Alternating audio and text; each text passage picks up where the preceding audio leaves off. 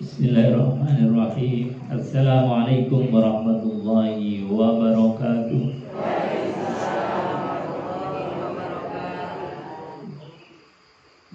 Bismillah, alhamdulillah, nahmaduhu wa nasta'inuhu wa nastaghfiruh wa na'udzu billahi min shururi anfusina wa sayyiati a'malina. May yahdihillahu fala mudilla lahu wa may yudlil fala hadiya lahu. Rabbi ishrah li sadri wa yassir li amri wahlul 'uqdatam min lisani yafqahu qawli, amma ba'd. Qala Allah ta'ala fi kitabil karim wa huwa asdaqul qailin. A'udzu billahi as-sami'il 'alim minasy syaithanir rajim. Bismillahirrahmanirrahim. Ya ayyuhalladzina amanu taqullaha haqqa tuqatih wa la tamutunna illa wa antum muslimun. Shadaqallahul 'azim wa shadaqa rasuluhul karim. Wa nahnu ala dzalika minasyahidin walhamdulillahi rabbil alamin. Bapak Ibu hadirin jemaah yang dimuliakan Allah Subhanahu wa taala, alhamdulillah pagi hari ini kita bisa hadir kembali di majelis yang mulia, majelis zikir, majelis silaturahim dan majelis ta'lim, di mana kita belajar tentang kalam-kalam Allah, firman Allah. Mudah-mudahan hadirnya kita dicatat sebagai ibadah oleh Allah Subhanahu wa taala. Amin ya rabbal alamin. Kedua kalinya salawat dan salam kita aturkan kehadiran baginda Nabi besar Muhammad sallallahu alaihi wasallam. Dengan kita bersalawat kepada beliau, harapannya kita mendapatkan syafaatul uzma di yaumil qiyamah. Amin ya rabbal alamin. Bapak Ibu hadirin jamaah yang dimuliakan Allah, sekarang sudah hari yang ke-5 atau hari yang ke-6 bagi yang mengawali hari Senin. Kelihatannya baru kemarin puasa, sudah hari yang ke-5. Rasanya cepet banget. Artinya apa? Taknyum ya. Artinya bahwa sebentar lagi kita sudah lebaran. Jadi lebarannya sudah di depan mata, kurang dari sebulan. Kalau kita ru'yah itu THR-nya sudah muntuk-muntuk. Jadi sebentar lagi sudah lebaran, THR-nya sudah muntuk-muntuk, kita nggak terasa. Artinya bahwa kita memasuki bulan suci Ramadan itu dengan keadaan gembira. Biasanya kalau orang senang itu nggak terasa, tahu-tahu sudah selesai Ramadan. Mudah-mudahan Ramadan ini membawa berkah kepada kita. Amin Allahumma amin. Bapak Ibu hadirin jemaah yang dimuliakan Allah Subhanahu wa taala, kita lanjutkan kajian tafsir Al-Qur'anul Karim, masih pada surat Al-Ahzab. Sekarang ayat yang ke-40. Dalam surat Al-Ahzab ini masih ada munasabah atau kaitannya dengan ayat-ayat sebelumnya. Ini nyambung. Jadi masih menjelaskan tentang baginda Rasulullah SAW. Yang kemarin itu menjelaskan bagaimana Rasulullah SAW itu memberikan satu gambaran bahwasanya menikahi istri atau bekas istri dari anak angkatnya itu adalah boleh. Bagaimana baginda Rasulullah SAW itu menikahi dari istri anak angkatnya yaitu Zaid, itu kemudian diperistri oleh baginda Rasulullah SAW. Kemudian di ayat berikutnya ini juga masih menjelaskan tentang baginda Rasulullah SAW. Allah berfirman, wa ma kana Muhammadun. Jadi kata Allah, wa ma kana Muhammadun aba ahadim mir rijalikum walakin Rasulullah wa khataman nabiyyin. Ini status baginda Rasulullah yang permanen. Status baginda Rasulullah SAW di dalam kita memberikan status kepada beliau. Kalau status permanennya Rasulullah terhadap Allah itu adalah Abdullah.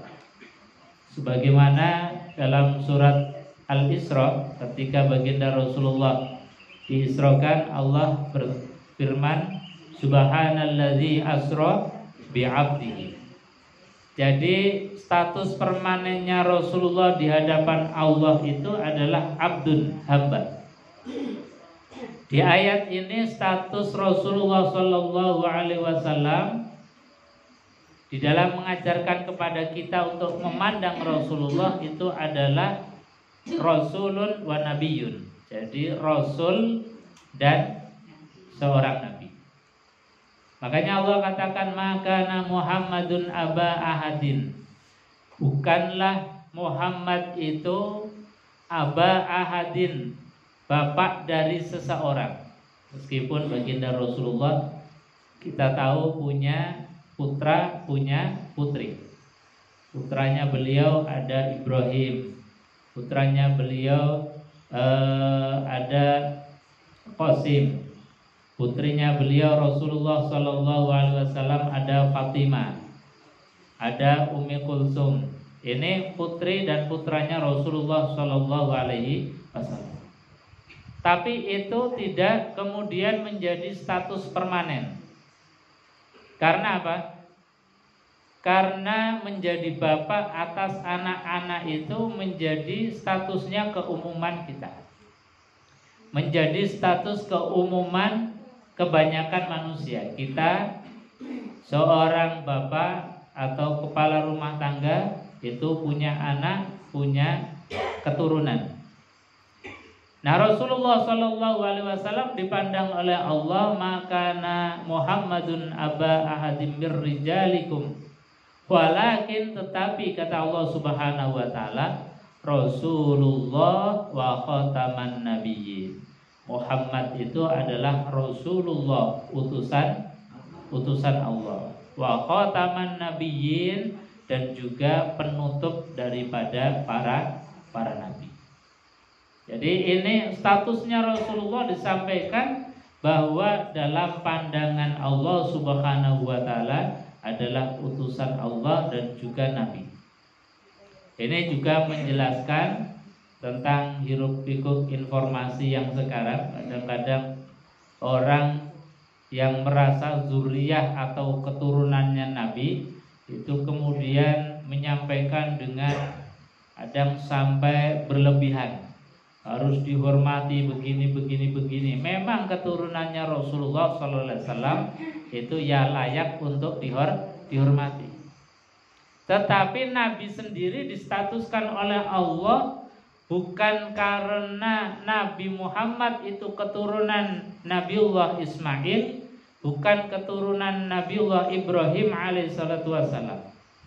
Tetapi yang layak untuk kita menghormati baginda Rasulullah Sallallahu Alaihi Wasallam karena memang status Rasul dan status kenabiannya beliau Rasulullah Sallallahu Alaihi Wasallam. Jadi jangan kemudian berlebih-lebihan sampai-sampai kadang-kadang kita punya rasa khawatir kalau nggak begini nanti dianggap su'ul azab, kalau nggak begini kemudian dianggap tidak hormat kepada zuriyah Rasulullah. Jadi zuriyah Rasulullah Sallallahu Alaihi Wasallam yang memang di dalam darah dan dagingnya ada titisan atau ada darah Rasulullah Sallallahu Alaihi Wasallam memang patut dihormati. Tetapi penghormatan yang permanen, kata Allah dalam Al-Quran, Inna akramakum indallahi atqakum. Sesungguhnya yang paling mulia di sisi Allah adalah orang yang bertakwa. Jadi ini yang menjadi status permanen kita.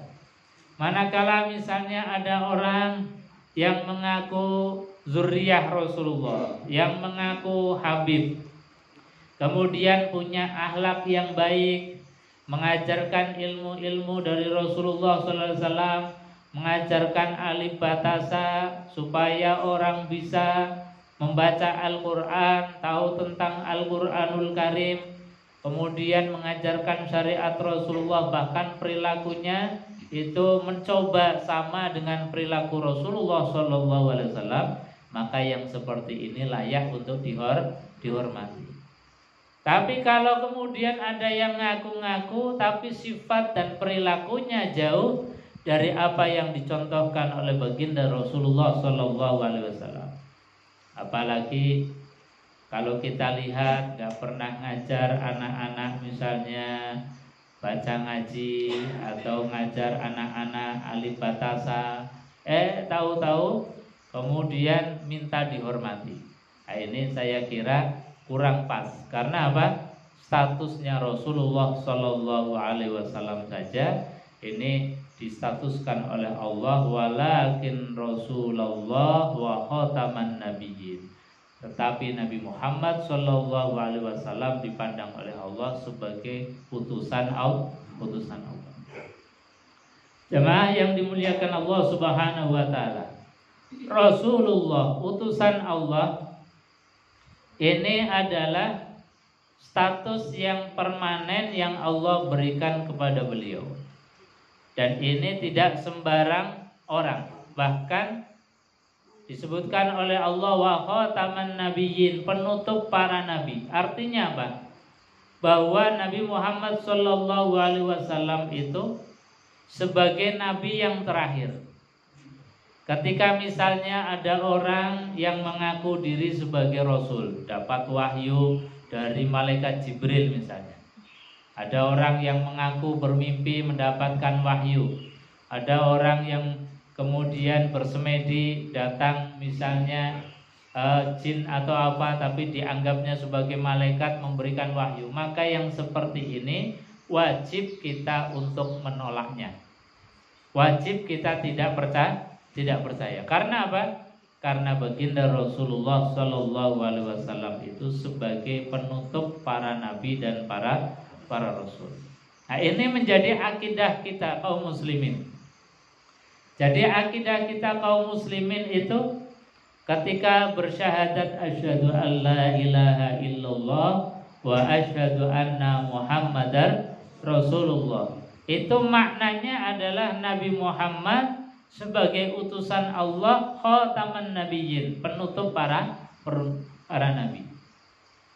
Ketika kita misalnya mendapatkan informasi ada nabi baru, ada rasul baru, nah ini berarti jelas kebohongannya, maka harus ditolak.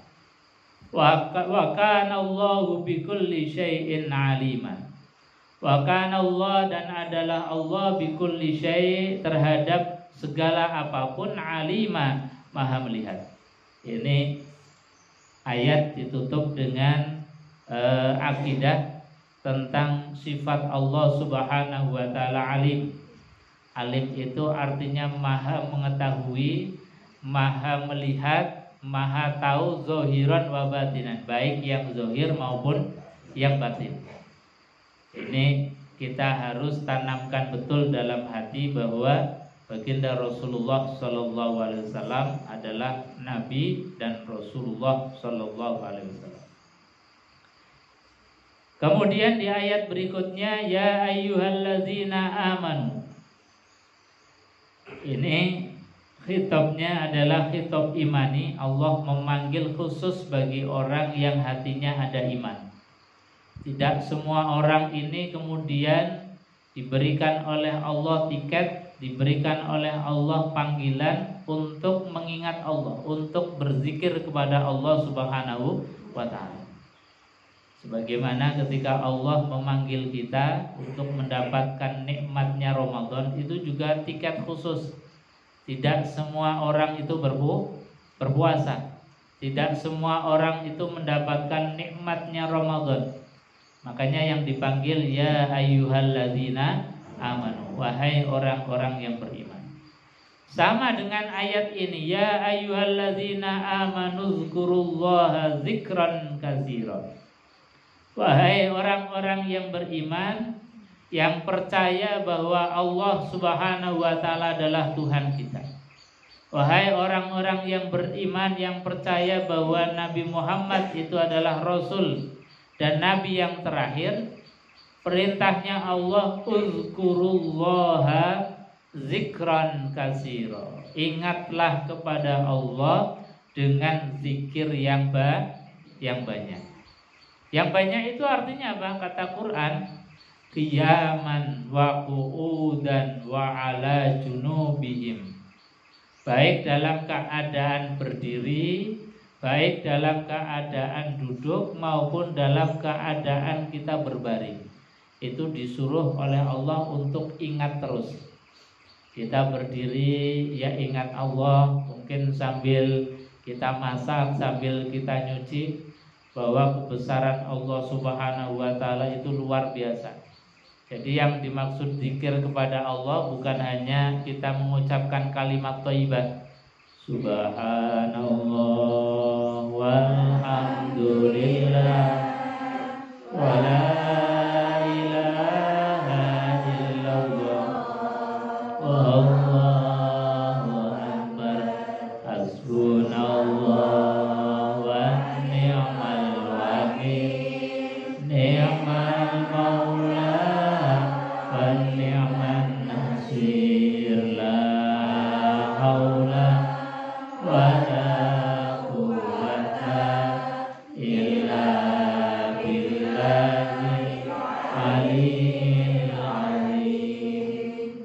Jadi zikir kepada Allah bukan hanya melafadzkan, mengucapkan kalimat thayyibah subhanallah, alhamdulillah, wa la ilaha illallah, wallahu akbar. Bukan hanya itu. Itu juga bagus sekali.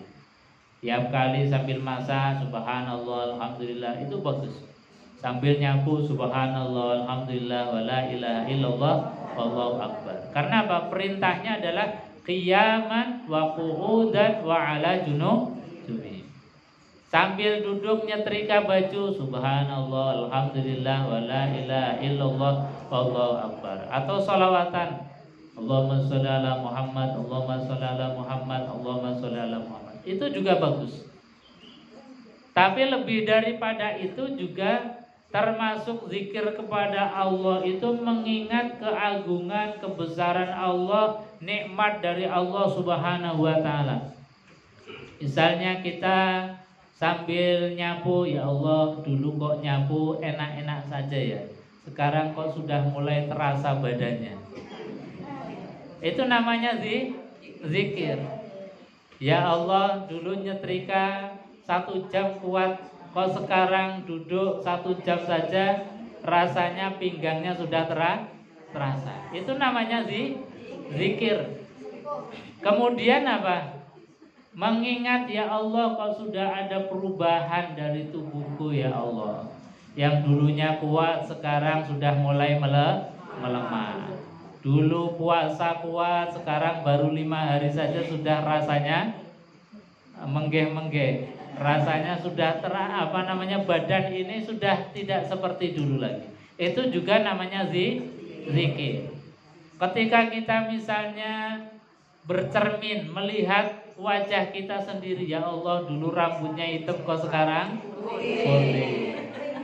Pipi yang dulunya kenceng sekarang sudah. Itu namanya zikir.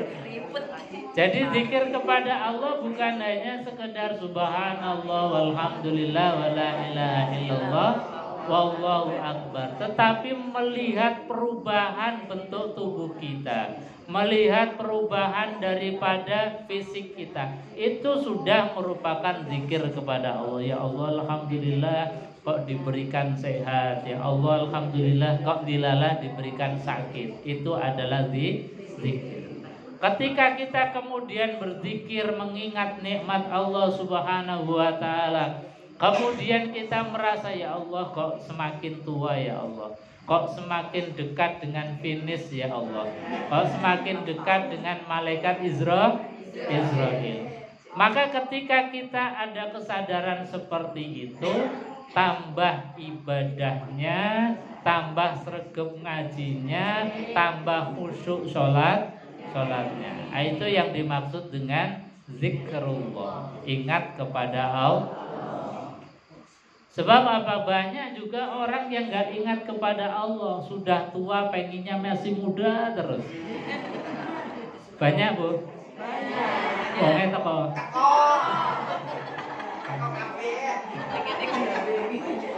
Jadi banyak orang yang sudah tua tapi nggak merasa dirinya tua. Rambut putih diitem-itemin lagi, pipi yang sudah mulai keriput dikenceng-kencengin lagi supaya tambah glowing dan lain sebagainya.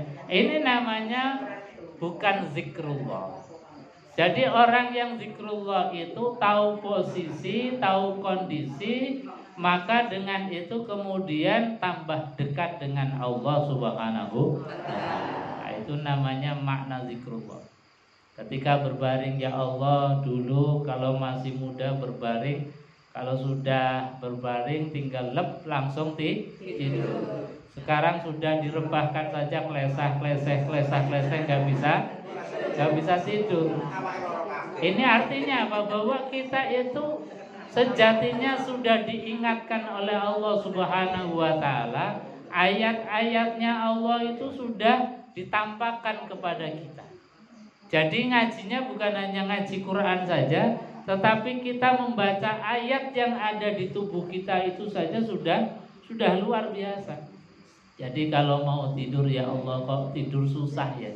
Kalau dulu tinggal berbaring makles langsung tidur. Sekarang zikir subhanallah alhamdulillah sampai lisan sudah meniren, sampai kesel kok yo enggak tidur.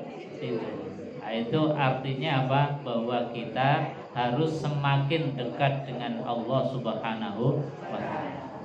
Jadi makna daripada ya ayyuhalladzina amanu dzkurullaha dzikran katsira. Wahai orang-orang yang beriman, ingatlah kepada Allah dengan ingat yang banyak. Ketika berdiri ya ingat Allah, ketika duduk ya ingat Allah, ketika kita dalam keadaan berbaring ya ingat Allah Subhanahu wa ta'ala. Wasabbihu bukratan wa asila. Dan perintahnya Allah, wasabbihu, dan sucikanlah Allah, bertasbihlah kepada Allah Subhanahu wa ta'ala bukratan wa asila, baik di pagi hari maupun di sore hari. Makanya kita perbanyak tasbih, subhanallah walhamdulillah wa la ilaha illallah wallahu akbar. Itu tasbih.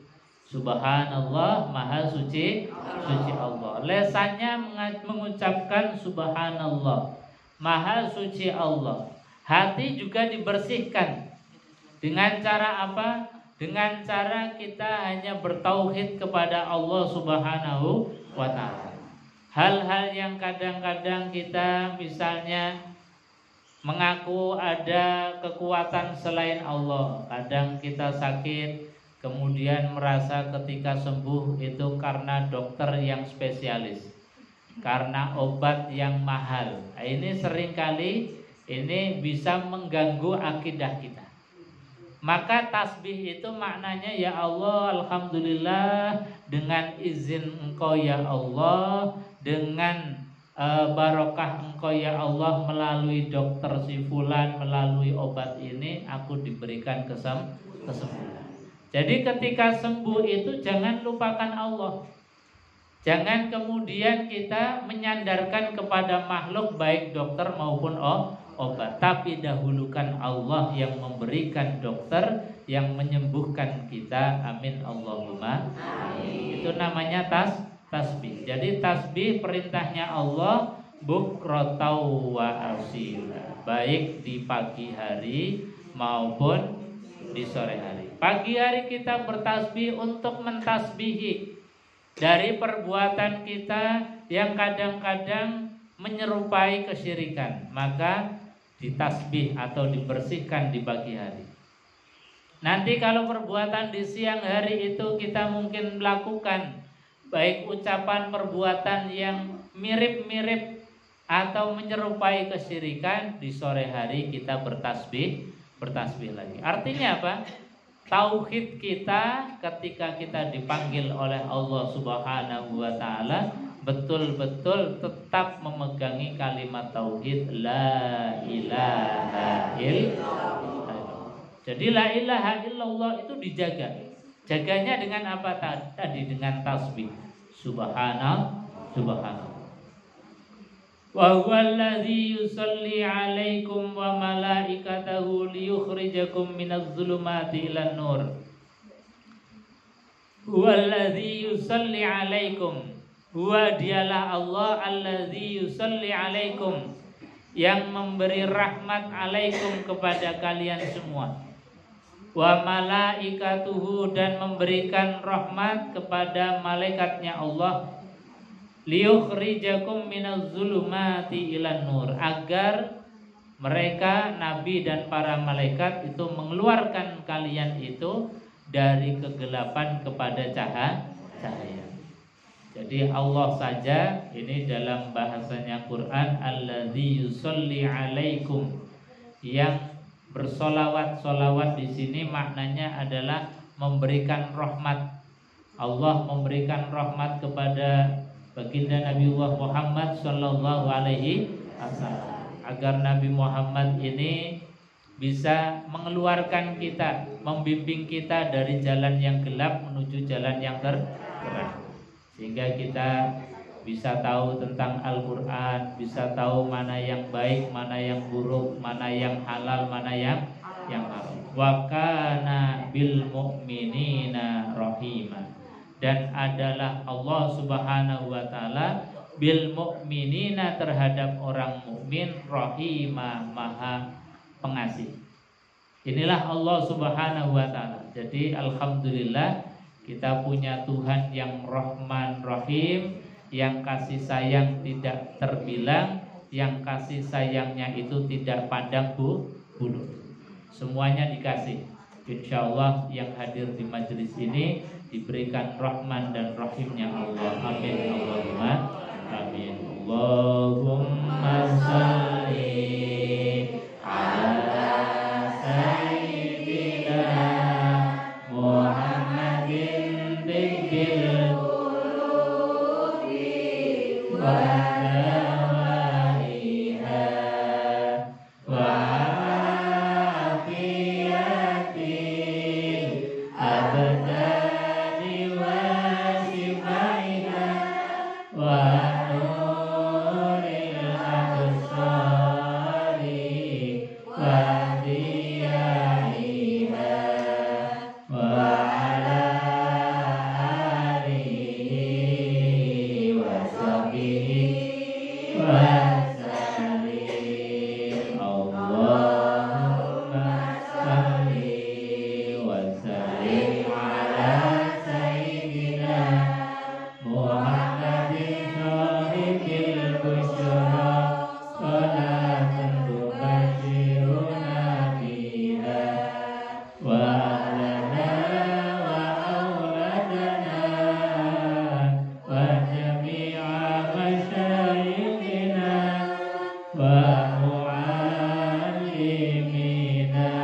wa talabatana wa talibatina biyaumina hadha ila yaumil akhirah. Allahumma salli ala sayyidina Muhammadin qulubi wa dawaiha wa afiyatil abdani wa shifaiha wa nuril absari wa diyaiha wa ala alihi wa sahbihi wa sallim. Bapak Ibu hadirin jemaah yang dimuliakan Allah, sebelum ditutup mungkin ada yang mau ditambahkan atau ditanya.